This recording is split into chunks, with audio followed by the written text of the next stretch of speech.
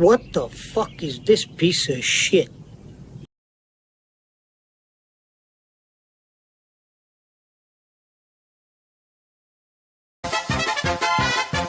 On this episode of You Might Be a Dumb Motherfucker, this is my rifle. It takes two different tools to take it apart. It takes a Torx key and an Allen key. Now, if I take a shot and immediately disassemble this, I have to remove the bolt, remove the magazine, grab my Allen key, hit the two bolts on the bottom, put those away in the Allen key, grab my Torx key, remove the scope, put everything in the backpack, make sure I have everything, and make my way downtown. Okay, which is going to take a lot longer for him than it is for me, especially because his fine-tuned motor function, something as simple as grabbing an Allen key to a little bolt, is going to be extremely impaired due to a dump of adrenaline throughout his bloodstream. An extreme elevated heart rate is going to make these fine-tuned skills extremely difficult. I mean, just for him to think and analyze of what needs to be done to disassemble this rifle and get away would be difficult. We're not even going to touch the topic of him assembling the rifle on top of the roof, which if you reassemble a rifle and you take a cold dead shot, it's not going to be 100% accurate, okay? Or the fact that he disassembled this after taking a shot, which the rifle's going to be hot, and they found no gloves. There's just so many inconsistencies, it just makes zero sense. I mean, I'm still working on this, and I have taken this rifle apart 1,000 times.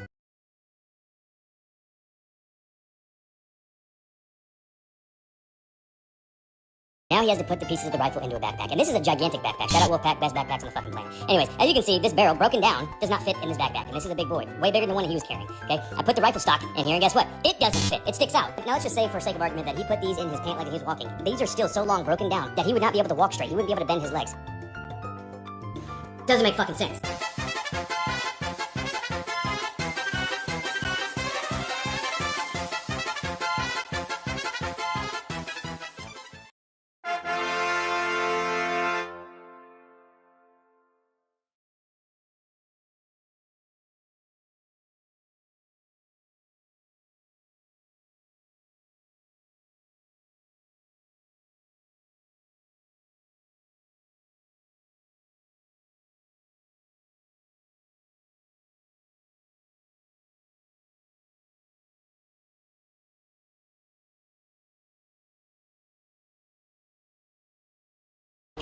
Love you, Charlie. Thank you. Thank you. If this is in the restroom, I'll be right back. You're good. Bye, everyone.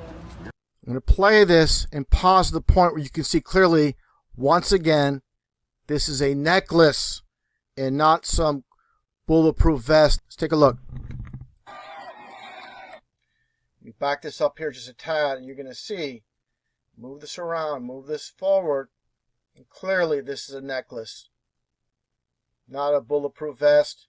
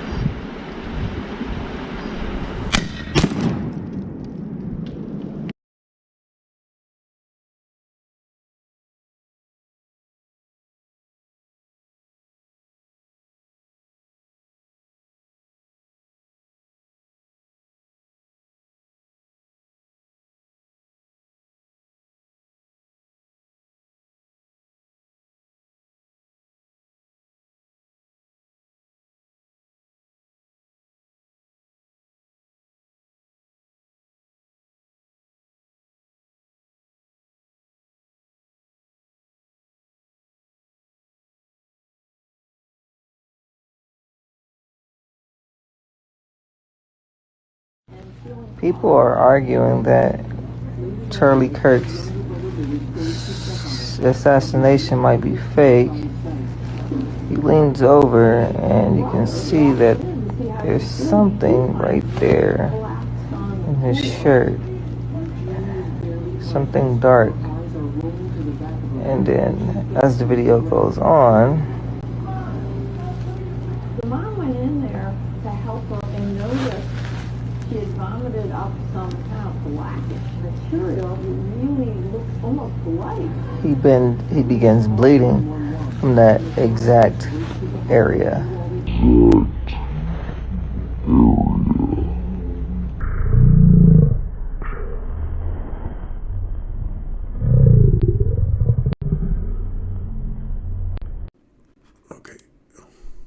Okay. You see the t-shirt, dude, the air thing?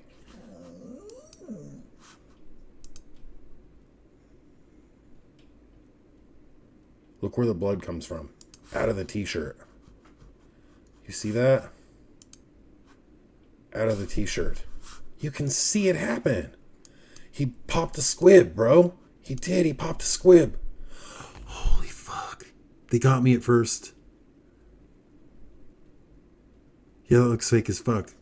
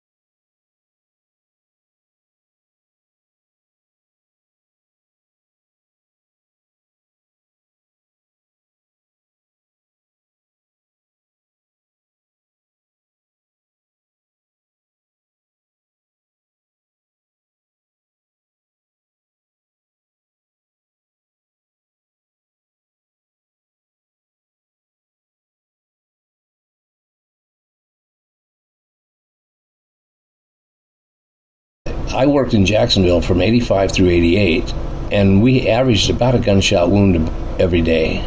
So it would leave you 3 or 4 days during the week to have nobody shot, and then the weekends would make up for it. There would be like 3 or 4 gunshots that come in, and we would go get them in the helicopter. Now, I did see the kind of bleeding that goes on with gunshot wounds, and this one with Charlie. Now, remember now, this blood that is supposedly coming out, this blood is cleaned up, it's oxygenized, and it's headed for the brain. Now in the brain there's all kinds of capillaries, and the blood goes down to one molecule, okay, one cell, okay, then it goes in and makes a change of oxygen to carbon dioxide, then it comes out blue blood and heads back to the heart and lungs.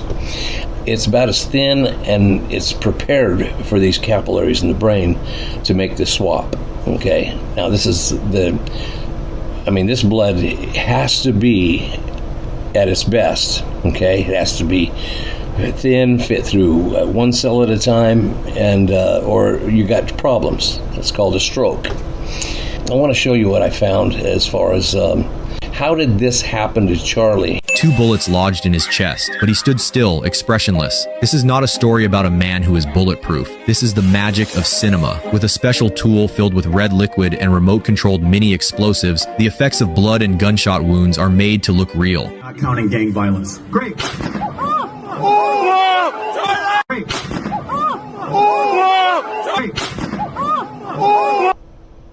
Okay, if you didn't see it, or it doesn't make sense to you, what I'm getting at is this blood that has been prepared by your body for your brain to go in through those capillaries.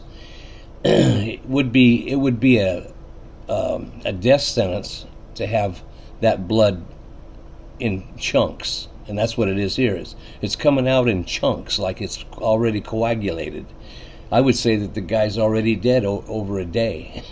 Okay, because blood doesn't come out in chunks. It squirts out, possibly, arterial blood especially, but it doesn't do that. It doesn't come out in chunks. This is definitely some trickery going on, and this looks exactly like it does in the movies when they need somebody shot in the chest.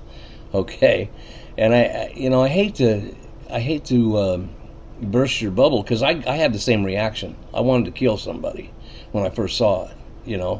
I mean, Charlie Kirk, I don't really care for the guy as much, but nobody deserves to be shot like that. But now, this blood coming out in chunks, I ain't buying it. Nah, that's blood that's been bagged up and is ready for a show.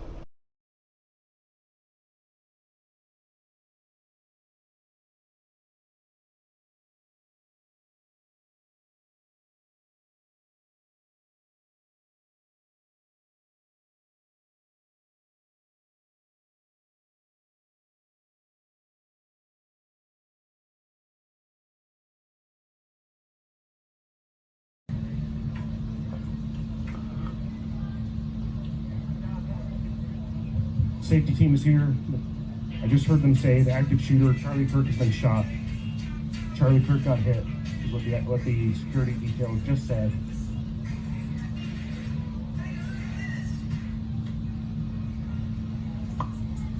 Which one, sir?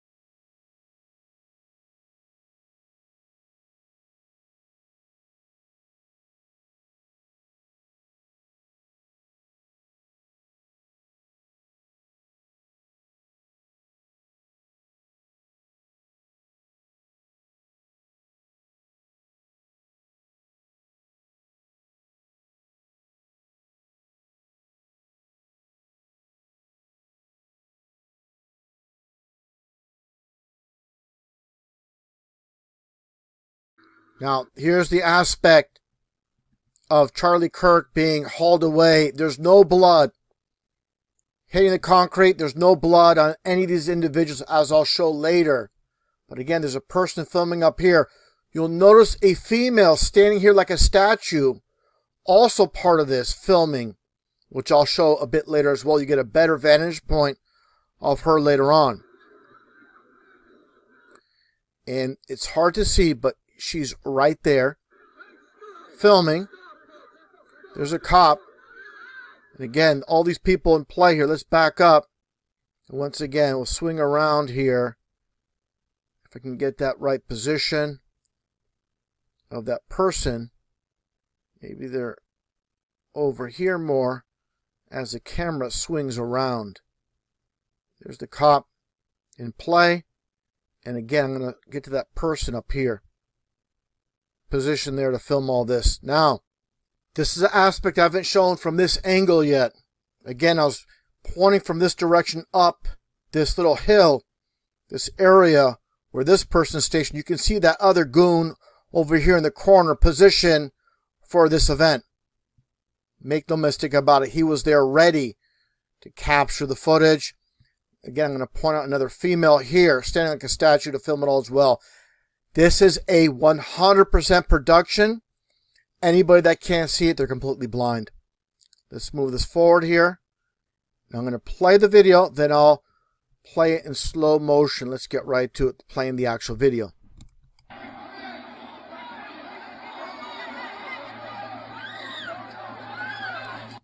Now, really important to mention here, as I play in slow motion, this is panned out, it's going to pan in a bit. But you see Charlie Kirk being hauled away, and nobody's like has a towel or shirt covering his neck. Nothing of the sort. There's no blood on these individuals, no blood pouring on the ground like we saw pouring out. That's because the blood pack was fully emptied. And that's why you don't see any more blood dripping. It's just on his shirt. And this gets in the aspect as well, many aspects, as far as the so-called bulletproof vest that many claim he was wearing. There is none. Okay, let's move this forward here a bit. Now look at this woman here standing like a statue with a cell phone, filming only in this direction. They don't want to get a close-up of Charlie Kirk at all. She's told to stand this direction. You're going to see a female run through here, put her hand in front of her mouth, and tell her something like, hey, let's get out of here. Let's go. We've done our job. It's time to move forward. But here you see the female moving here. Now watch what she does here as you see Charlie Kirk. I'm going to get a better vantage point, a close-up of this. But first off, I want to show this female passing by this woman. And why wouldn't she film here? Why isn't she filming Charlie Kirk? She's filming this direction. Again, they don't want to get a close-up of what's really happening. And that's the point of filming only in this direction. Make no mistake about it. This person is here to only film in this direction. I'll get a little bit of a close-up later. Now let's zoom in here. Now watch this female cover her mouth and tells her something. Hey, okay, let's go. And there she goes. They both take off. Okay, these are all these people are part of the production. Let's play that again. As the woman comes over and swings over, as she's only filming this way, to really emphasize these points. And there she goes. She puts her hand over her mouth. Hey, let's get out of here. It's time to go. Let's go. And she goes. This is more of a close-up. We're going to get more and more close-ups as we move forward. Really important to point out every aspect and really seal the deal with this fake, phony show. Again, there's the guy, the goon up here, filming. Hired help. Just like the person filming here is hired help. Now look at here. We get more of a close-up, but you're going to see this is Charlie Kirk, and he doesn't have a bulletproof vest as the shirt is pulled up. You do see fake blood on the white shirt, but nothing's pouring, no blood on any of these individuals that are carrying them.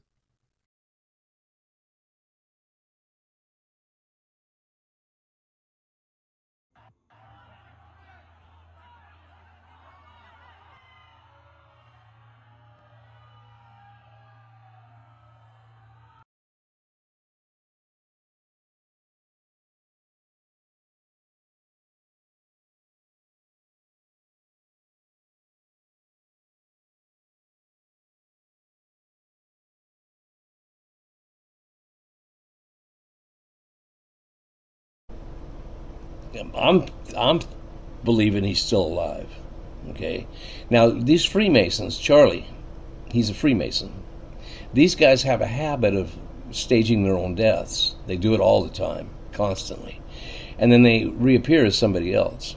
Okay, and don't even get started on that, because that rabbit hole will take you months to get down and figure out who's all who, and it would be worth your investigation, but it does take a long time. Anyway, here we are. Charlie's, has a good reason to false flag. Okay, very good reason. Well, the number one reason is that he's a Freemason, and that's who does the false flags, most of them. And all this is a show after a reaction, and there was people on the scene, of course there always is, that makes the noises, oh, whoa! To help us with our anger and fear and anger. That's what they want. So, and that everything, all the ingredients are there to be a false flag. Okay, very good one though. And Charlie's a good actor, all right. And I'm glad that he's still alive. And whoever he turns out to be, we'll find out.